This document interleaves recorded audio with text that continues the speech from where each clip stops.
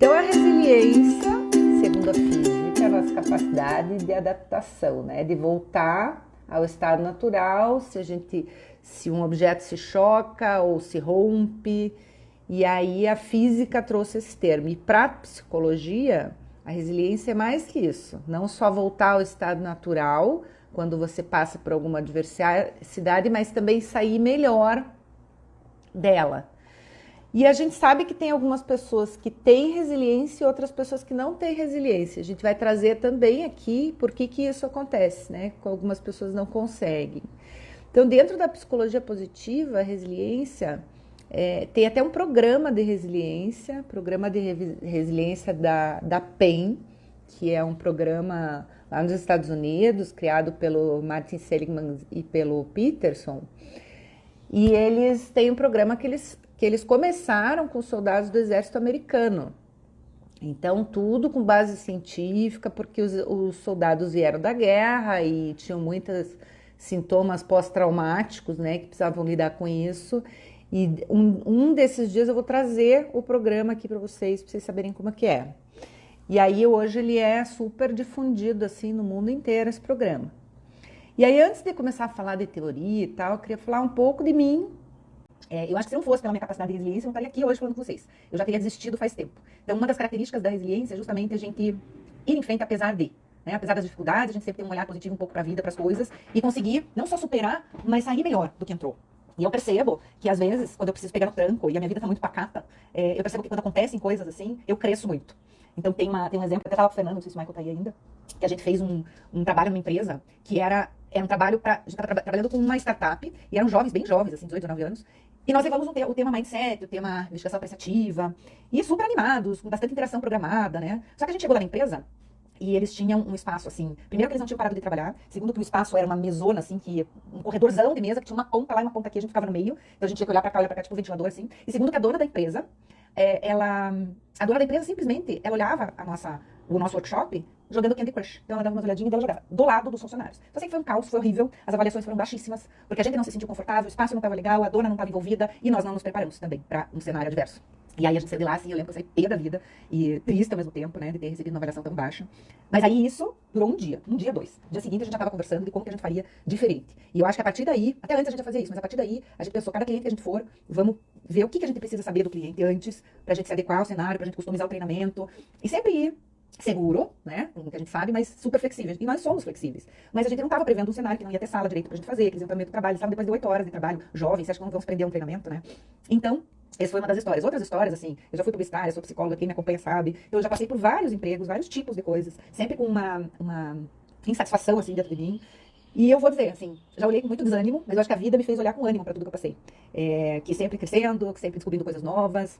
E aí isso me fez estar aqui hoje, cada vez mais consistente em conteúdo, em conhecimento, porque é uma coisa que eu acreditava muito. Então faz parte também, né, a gente acreditar nas coisas e agir para que elas deem certo. Eu era uma otimista mais passiva, assim, eu achava lindo, tudo vai dar certo, né, aquele mundo cor-de-rosa que a gente vive, e as coisas não aconteciam, depois eu me frustrava muito. E hoje eu me considero já uma otimista ativa. Eu acho que isso ajuda muito. O otimismo, a gente sabe que dentro da psicologia positiva, o otimismo é uma coisa que nos ajuda a nos movermos em direção aos nossos objetivos, né? Uma pessoa que não tem otimismo, ela acaba paralisando, né? Uma pessoa que vê as coisas sempre de forma ruim, de forma pessimista.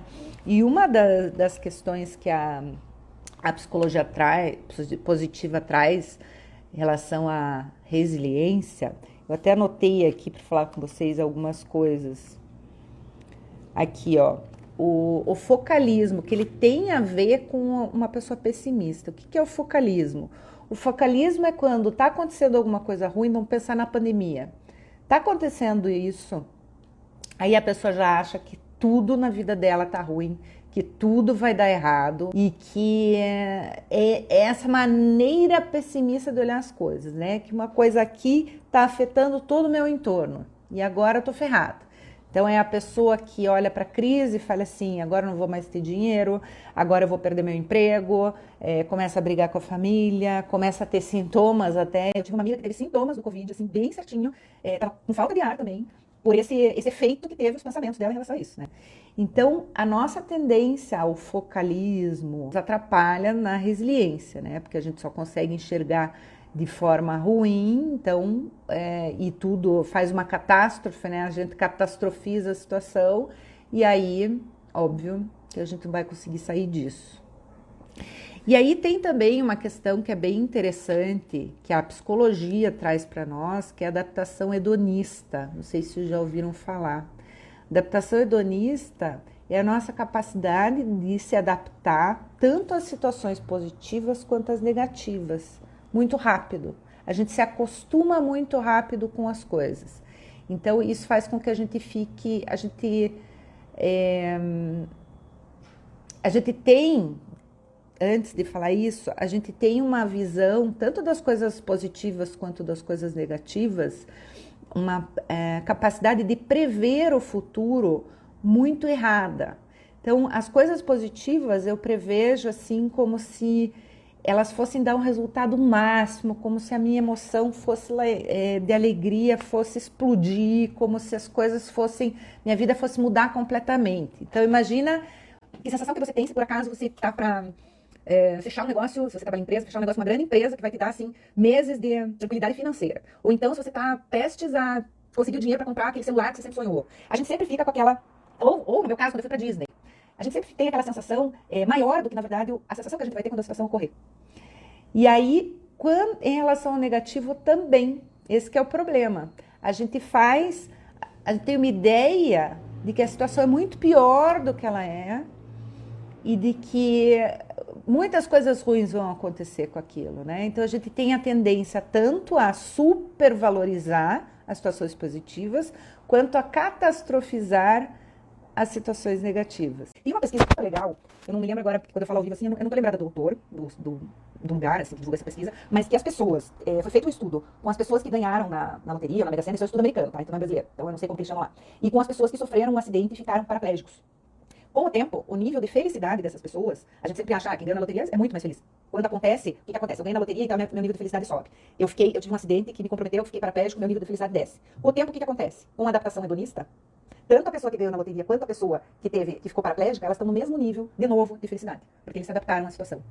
Então, isso é uma das coisas que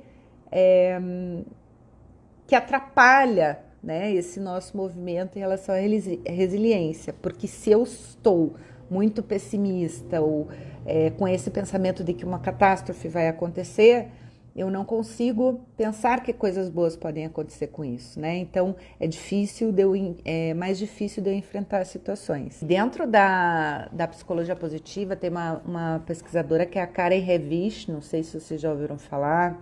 Ela é da Universidade da Pensilvânia e ela que toca o programa de resiliência da PEN. Se vocês quiserem, vocês entrem no site da Universidade da Pensilvânia e deem uma olhadinha lá no programa de resiliência. Eu vou trazer aqui o caso do Exército Americano num dia desses aí para vocês. Então ela fala que a gente tem algumas variáveis que contribuem para a resiliência, que a gente precisa trabalhar isso. Uma das variáveis é a questão da biologia. Então a resiliência, a pessoa tem uma predisposição a ser ou não resiliente dependendo da genética, né? Então a biologia interfere. Gente, quando a gente fala em genética e em biologia, a gente tem que ter em mente que isso não determina, que isso pode interferir, né? Que a gente tem uma predisposição, que nem qualquer outra doença genética, né? Que a gente possa ter. Então não é determinante. A gente tem lá o gene, mas talvez ele não se manifeste ou não sei como é que fala isso. E daí a outra questão é a autoconsciência, que nada mais é do que você ter consciência das suas emoções, dos seus comportamentos, dos seus sentimentos, consciência de quem você é, consciência das suas forças de caráter, consciência sobre o mundo. Então, desenvolver o autoconhecimento, ele apoia bastante na autoconsciência, né? Uma visão realista de si, do mundo, não otimista demais, nem pessimista demais. Então, é aquela pessoa que se conhece, que se entende, que entende o mundo de uma forma consciente, tá? Outra questão, o otimismo, que a gente já falou aqui. O otimismo contribui muito para a nossa capacidade de resiliência. Então, o otimista, ele enxerga o mundo de maneira que as situações que acontecem, elas têm uma causa específica e elas têm início, meio e fim. E se acontece uma coisa boa, aquilo pode ajudar várias áreas da minha vida. E se acontece uma coisa ruim, aquela coisa ruim é aquela coisa ruim. Ela é isolada, ela não interfere em outras áreas da minha vida. Mas realista, gente, pé no chão. Isso eu falo sempre, então quem me acompanha tá careca de saber que eu falo sempre, mas eu gosto de falar, né? Como eu falei pra vocês a historinha aqui no início da live, eu era muito otimista, mas aquele otimista irreal, né? Ilusório. Que vê, olha o mundo com óculos cor-de-rosas, vai ficar tudo bem, vai dar tudo certo, Cíntia, né? Mas não mexia a bunda na cadeira pra fazer com que as coisas dessem certo mesmo. E aí, o otimista mesmo, ele é assim. O otimista, ele não lida com o que ele não pode mexer. Ele não se preocupa com aquilo que ele não pode mexer. Porque a gente gasta muita energia tentando fazer funcionar o que não depende muito de nós, né? Então, por exemplo, o que a gente não pode mexer no Covid? O Covid, a gente não tem como mexer, a não ser as pessoas que estão ali estudando as vacinas, os medicamentos, a gente não tem o que fazer, simplesmente acordar um dia e falar só no Covid, ou fugir dele, ou então colocar uma capa de imunidade contra o Covid. Se a gente ficar lutando com isso, pensando, isso aí tem que acabar logo, as autoridades não fazem nada, as vacinas não surgem, eu vou criar um pensamento, além de catastrófico, indignado com a situação, e vou ficar lutando com uma coisa que eu não vou conseguir mudar. O que eu posso mudar nessa situação? Eu posso mudar a forma como eu enxergo a situação, eu posso mudar a forma como eu lido com a situação, eu posso mudar a minha forma de me comportar perante a situação, então se eu quero que eu passe logo, eu tenho que fazer minha parte. A minha parte é colocar máscara, álcool gel, limpar sapato, não ficar em aglomeração. Então, quando eu faço isso, eu estou fazendo a minha parte, não necessariamente isso que eu fizer vai mudar alguma coisa, mas vai contribuir para algumas coisas que a gente sabe, né? Não é uma pessoa que vai se conformar. Tem muita gente que confunde o otimista com o conformista, né? Essa pessoa que, tudo bem, vai ficar tudo bem. Não, ele não é conformista. Pelo contrário, tem pesquisas que dizem que um otimista, ele consegue mais resultado justamente por se mobilizar de uma forma realista do que uma pessoa pessimista. É claro que em algumas situações a gente precisa ser um pouco pessimista para entender o cenário, né? Para entender os perigos, mas esse pensamento não pode predominar.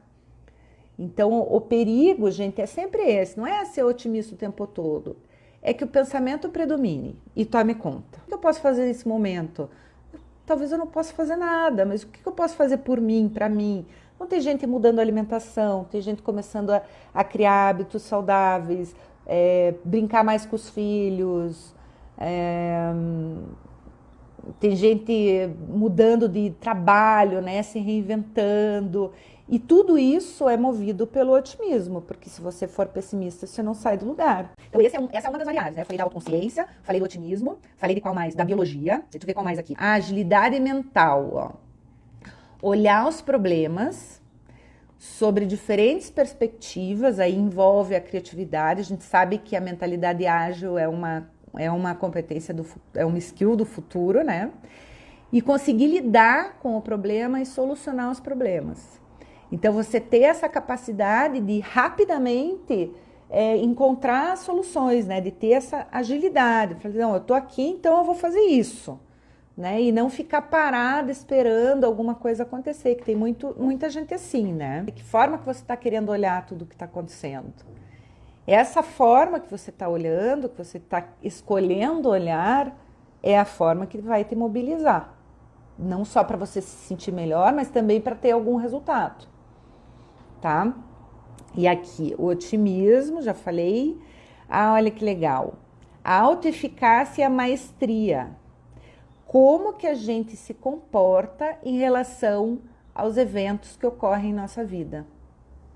Se a gente tem consciência dos nossos pontos fortes, que tem a ver também com a autoconsciência, né? Se nós, como estamos quando a gente está em nosso melhor, se a gente sabe lidar com isso, e a capacidade de olhar e dominar o nosso ambiente. É como se fosse, eu sou profundo conhecedor de mim, do ambiente, e eu sei o que fazer quando as coisas acontecem. Então, e pensando na resiliência, gente, é uma peça fundamental, né? Você conseguir transformar aquela situação, transformar aquela, nem que seja o teu sentimento. Às vezes não é a situação, como eu falei, às vezes a gente não pode mexer, mas se transformar, tem tanta gente se transformando aí, que eu tô sabendo, inclusive eu, a gente tá lançando outras coisas e pensando em questões, eu acho que eu tenho visto que as pessoas elas estão se sentindo mais livres, porque elas não estão com tanta culpa. Já que eu tenho que estar em home office, já que eu não posso sair de casa, diversas situações assim, e elas acabam se sentindo livres porque elas estão desamarradas das crenças, elas estão lidando com o que elas podem, né, do jeito que elas podem. E isso é muito legal. A outra questão aqui, ó. Conexão ou suporte social? Então, na infância, o que é conexão? É o vínculo que a criança cria com o adulto, o suporte que ela tem, a segurança emocional, né? Pro adulto, pro adolescente, o que é a conexão? São os amigos, são as suas redes de contato, pessoas com quem nós podemos contar. O Seligman fala aí muito isso na psicologia positiva. Com quem você pode contar? Você tem pessoas com que você pode contar para a gente conseguir construir, né, os relacionamentos positivos, que são elementos do bem-estar. Deixa eu só terminar esse das conexões e daí eu falo para você. E tem uma outra conexão que a Karen Revich fala, que é a conexão espiritual. Né? O quanto eu estou conectada com algo maior, como que eu enxergo, né? Vamos pensar de novo no isolamento social, na pandemia. Como que eu estou enxergando tudo isso? Será que isso tudo tem um propósito maior de existir? A conexão espiritual ela tem muito a ver com você também ter um propósito na tua vida. Então, essa conexão, o suporte social é importante para a gente passar pelas adversidades, né? As pessoas que têm com quem elas podem contar, que têm essa segurança psicológica, que criam vínculos e que acreditam em algo maior, elas têm mais facilidade de passar por esses momentos de adversidade. A gente é muito cobrado, né, pelas nossas competências, para olhar para o nosso comportamento, e nem tanto na infância, a gente não aprende as habilidades socioemocionais, quanto nas empresas, a gente chega lá, a gente é burro, né, e burro emocionalmente, ignorantes emocionais, né, na verdade, vamos dizer burro para ficar mais bonitinho. E aí a gente tem essa questão de não aceitar, de não saber lidar com os sentimentos, com as emoções, e a gente fica sendo cobrado mais por isso, né, pelas soft skills, pelo que eu preciso desenvolver, mas como desenvolver se eu não consigo ser? Ter pessoas com quem a gente pode contar numa situação que a gente não tá, numa situação que não tá legal, né, que a gente tá vivendo. Você vê a falta que as pessoas fazem nesse isolamento, né? Tem gente pirando, tem gente ficando em depressão por causa do isolamento social. Vou contar pra vocês, ontem foi o primeiro dia que eu jantei na casa da minha mãe. E a gente fui lá com as minhas crianças, fomos de surpresa, colocamos máscara, entramos de máscara, sentamos no sofá, daí na hora da pizza, e de luva, tudo na hora da pizza, eles serviam ali na mesinha pra nós, que a gente tava numa distância grande deles. Daí cada vez que ia pegar um pedaço, punha máscara e tal, e saímos, ficamos 40 minutos lá. Na verdade, a gente programou com a minha irmã que mora com eles, da pizza chegar na hora que a gente chegava. E eu, meus dois filhos, meu pai, minha mãe e ela, cada um num canto. E foi muito importante, sabe, pros meus pais, a nossa presença ali. Então a gente, de alguma forma, a gente precisa estar junto. Não falo pra todo mundo fazer isso, né, acabei correndo um risco, tomei os cuidados, a gente sabe que mesmo assim é risco, mas estar próximo das pessoas que a gente ama. E a última questão são as instituições positivas. O que são as instituições positivas? Família, casa, igreja, escola, comunidade, que tem a ver também com as conexões, mas é aquilo que te dá um suporte não só de conexão social, mas um suporte moral, um suporte de conhecimento, um suporte de leis, de valores, né? Então você ter instituições positivas que funcionem né, de uma forma bacana. Então, o que são as instituições positivas dentro da pandemia? Podem ser alguns grupos que te fortalecem, né? Não só pelas pessoas que estão ali, mas pelos valores e pelas atividades que são feitas no grupo. Podem ser as igrejas e templos que, mesmo não fazendo culto, têm feito os cultos online. Pode ser o suporte que as escolas estão dando para os pais e para as crianças, né? A forma como elas estão lidando com essas situações. As comunidades, como cada cidade está lidando. Tem cidades na Europa, assim, que estão fazendo trabalhos lindos. Agora eu soube que esqueci o nome dela, da Alemanha lá. Ela tá pegando o dinheiro da Alemanha e colocando em toda a Europa para ajudar, né? Isso faz parte de uma comunidade, de uma instituição positiva, né? Onde as pessoas se juntam para um bem comum e dentro de alguns valores e se ajudam. Então são esses os pontos que são importantes, segundo a Karen Revich. Mais uma vez, ela que toca o programa de resiliência da PEN. Ela é discípula e também professora da Universidade da Pensilvânia, lá do curso de Psicologia Positiva do Seligman. Ela também é uma das que atua lá na Geelong Grammar School da Austrália, com a educação positiva. Então, se vocês quiserem, vocês busquem sobre ela. Ela fala também dos thinking traps, que são as armadilhas mentais. E aí, dentro das armadilhas mentais, eu quero trazer uma coisa que é importante para a resiliência aqui também, gente, é que elas também impedem a nossa capacidade, né, de sermos resilientes. Porque, como eu falei para vocês, do focalismo, do pessimismo, isso aí surge por causa do nosso modelo mental, né? Da nossa forma de enxergar a vida. E a nossa forma de enxergar a vida, ela é moldada justamente pelas nossas crenças, né? Pelo que a gente acredita ser verdade ou ser bom na vida. Então, eu crio um sistema de crenças por a minha vida inteira, né? As questões vão acontecendo comigo, eu vou criando meu sistema de crenças e são verdades que eu me coloquei, absolutas, e que ou elas me movem ou elas me impedem de fazer as coisas. Então, aqueles medos muito grandes que a gente tem, e aí essas crenças, elas acabam gerando uma emoção em nós diante das situações, e essa emoção gera um comportamento. Então, se eu tenho uma crença, por exemplo, que as pessoas vão morrer, porque eu já passei por uma situação de doença e eu acabei quase morrendo, ou sei lá o quê, ou se eu tenho uma crença de que, pode ser até ligado à questão espiritual, de que o mundo precisa renascer, né? Tem gente que tem umas ideias assim, de que o mundo, de que precisa morrer muita gente, para outras, se eu tenho uma crença assim, aquilo pode me atrapalhar, eu posso ficar com medo, eu posso deixar de agir. Essas crenças, elas chegam, interferem nas minhas emoções e no meu comportamento. E nas minhas emoções eu começo a criar o que, no meu pensamento, né, eu começo a criar essas armadilhas de pensamento, que são justamente essa catastrofização das coisas, ou aquela mania de perseguição, que todo mundo está me perseguindo, ou que eu estou sendo julgada. Então eu começo a criar boicotadores mentais, que a gente chama, que tem duas quem me acompanha, só para vocês não se confundirem, tem dois tipos, duas linhas que eu sigo. Uma é a linha lá da inteligência positiva do Shirzad Chamini, que são os sabotadores mentais. E a outra são as armadilhas de pensamento, que é da Karen Revich, da Pensilvânia, que são os thinking traps. E eu junto as duas. Então, por isso que alguém que acompanha uma pode não se identificar com o que eu estou falando, mas na verdade eu faço uma mistura de tudo. E aí, esses pensamentos, é óbvio, acabam nos paralisando, né? Então, o mais comum em relação à dificuldade da resiliência é justamente o pensamento catastrófico, né? Que a pessoa, que tem a ver com o focalismo, que tem a ver com o pessimismo, que a pessoa acha que aquilo vai abalar todas as áreas da vida dela, que ela tende a supervalorizar o acontecimento e que por causa daquele pensamento que eu falei para vocês, que a gente ou super ou subvaloriza, né?